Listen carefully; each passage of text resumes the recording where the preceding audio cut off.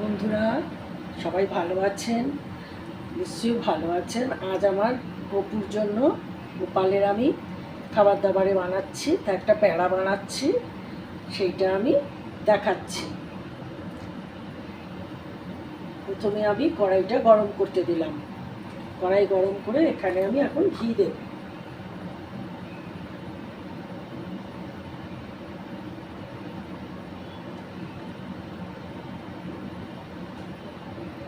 আমি 200 গ্রাম milk powder দিয়ে এটা বানাবো, সেইভাবে আমি ঘি দিচ্ছি।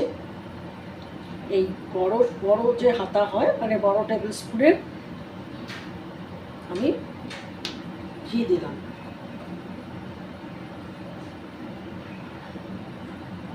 ঘি একটু গরম করে এটা দিয়ে একটু লিকুইড ফর্মে আসবে, আমি মিল্ক পাউডার গুঁড়ো দুধ এর মধ্যে দিয়ে দেবো। আমার এখানে 200 গ্রাম গুঁড়ো দুধ আছে। গ্যাসটা দিলাম একটু নামিয়ে, আগে অল্প অল্প করে দেব। একদম নামা আঁচ কিন্তু, হ্যাঁ, আচ্ছা একদম নামিয়ে দিয়েছি। দিয়ে এই দিয়ে দিলাম, আগে একটু দিয়ে সেট করে নিলাম। এবার এটাকে নাড়ব ঘিয়ের সাথে।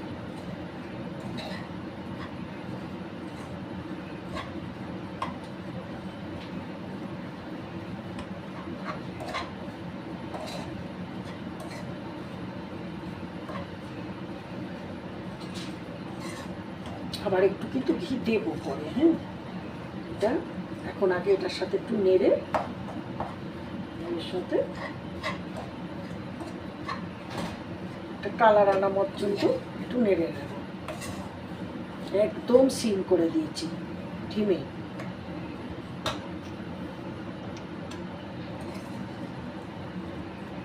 এরকমভাবে ভেঙে ভেঙে ভেঙে ভেঙে এটা বানাবো। খুব সুন্দর একটা রং আসবে এটাতে। কিছু কিছু রং ধরে যাচ্ছে, এরকম একটা সুন্দর রং আসবে, তবে সাদা রংটা থাকবে না।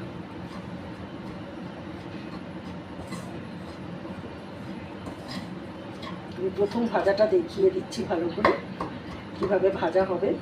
আচ্ছা, এই যখন ফর্মটা আসবে, এই ভাজার ফর্মটা একটা গন্ধও ভালো বেরোচ্ছে, তখন আমি একটু একটু করে দুধ দেবো এর মধ্যে। দুধ দিয়ে এটাকে আস্তে আস্তে করে নরম করব। এবার দুধ দেওয়া শুরু করব।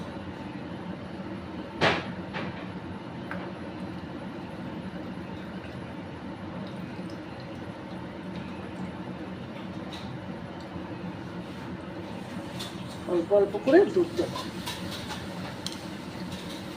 দিয়ে এরকম করে নাড়ব, টানা নেড়ে যাবো আর কি।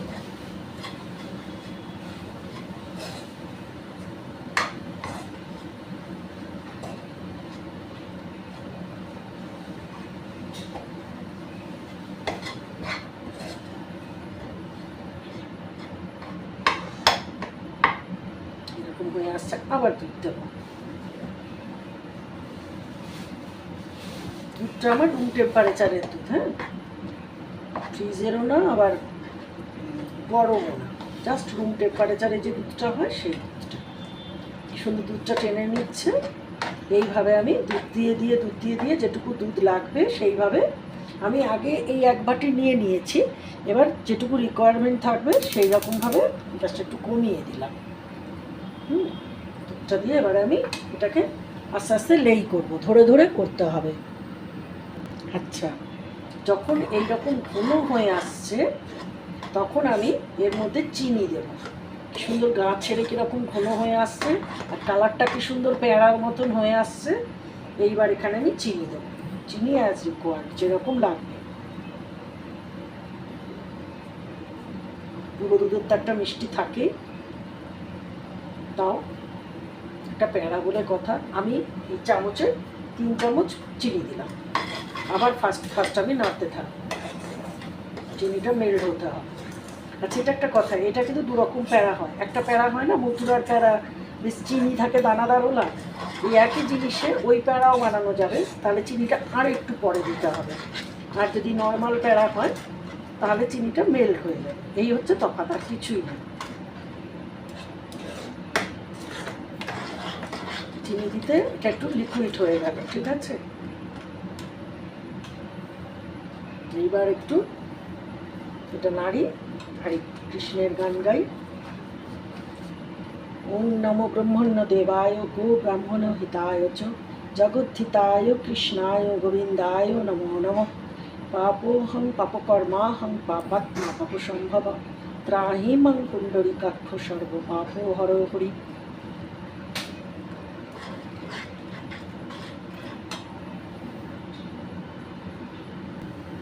ব্যাস হয়ে গেছে এই ফর্মে, এই যে উঠে আসছে। বেশি এর চেয়ে বেশি করলে আবার ফেটে যাবে। এটাকে এবার একটু ঠান্ডা করতে দেব। ঠান্ডা করে তারপরে একটা করে মানে প্যারার যে আকার সেটা দেবো, সেটা যেরকম খুশি দেওয়া যায়, চৌকো করে দেওয়া যায়, চ্যাপটা করে দেওয়া যায়, যে যেরকম দেবে। আমি এবার গ্যাসটাকে বন্ধ করে দিলাম, দিয়ে এটাকে এখন ওই গ্যাস বন্ধ আছে সেই অবস্থায় আমি এটাকে নাড়ব। নেড়ে এবারে একটা থালায় আমি একটু ঘি মাখিয়ে এটাকে একটু ঠান্ডা করতে দেবো, হাত সওয়া আর কি, হাত সওয়া মতন করে তারপরে করছি, দেখাচ্ছি সেটা। এটা এখন একটু এই গরম কড়াইটার ভিতরে থাকছে।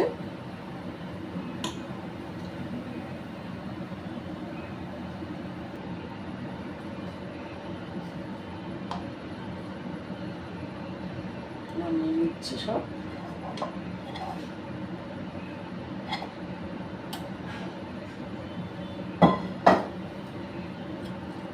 ছড়িয়ে দেব, একটু হাত সওয়া হলে তখন প্যারার আকারটা দেব। বোঝা গেল? আমি কিন্তু ঘি মাখিয়ে নিয়েছি থালাটায়, হ্যাঁ, ভালো করে ঘি মাখিয়ে নিয়েছি। আর এইটা যে হয়ে যাবে তার একটা আগেই একটা এরকম করে আমি দেখিয়ে দিয়েছি।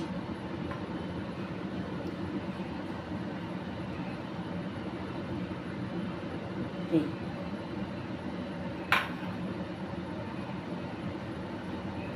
একটু ঠান্ডা। আচ্ছা, এইবার আমি হাতে এই ঘি মাখিয়ে নিলাম, হ্যাঁ, নিয়ে এবার একটা করে গোল্লা নেব, নিয়ে এইভাবে গোল্লা করব। এই যে হলো, এইবার একে যে কোনো শেপ দেওয়া যায়। আমি এটাকে এইরকম শেপ দিলাম। এখনও বেশ গরম আছে। আমি এরকম চেপে এরকম শেপ দিয়ে একটু আঙুল দিয়ে এরকম একটা ট্যাপ করে দিলাম, দিয়ে এই রেখে একটা এর উপরে এই বাদাম দিয়ে দিলাম। আবারও একটা নিচ্ছি। বেশ গরম এখন, তবে গরমে একটু গরমে করতে পারলে ঠিক নারকোল নাড়ুর মতন ব্যাপারটা ভালো দাঁড়ায়। ভালো করে কিন্তু গোল্লাটা করতে হবে, হ্যাঁ, যাতে করে ফাটা না হয়ে যায় ভেতরটা। এবারে আবার একটা প্রেশার দিলাম। এই বড্ড গরম বেরোচ্ছে, আস্তে আস্তে করতে হবে, নাহলে সাইডটা আবার হয়ে যাবে। দিয়ে এই ভেতরে একটা ট্যাপ করে দিলাম, দিয়ে এই রেখে একটা করে এই বাদাম। এইভাবে সবকটা আমি আস্তে আস্তে করব, একটু ঠান্ডা হয়ে যাক, আর আস্তে আস্তে করতে থাকছি।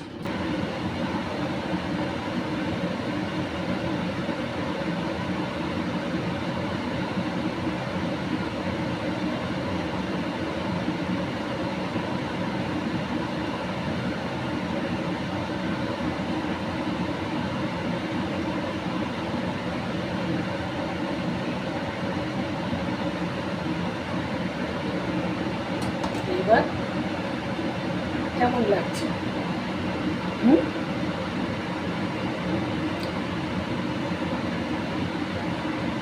উপরে এই পোশাক ভালো লাগছে তো? আমাকে অবশ্যই করে জানাবেন, হ্যাঁ, যে আমার গোপুসোনার জন্য যে বানালাম কীরকম লাগবে। এবারে আরেকটুখানি আমি নাম করে নিই ঠাকুরের।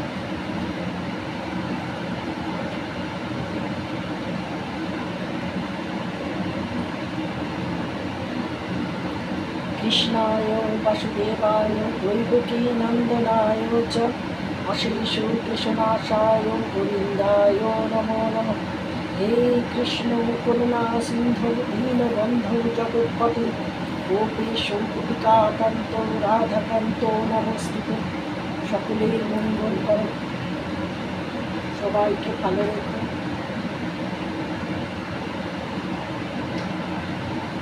আজ আসি, সবাই খুব আনন্দ করুন আজকে গোপালের জন্মদিন নিয়ে।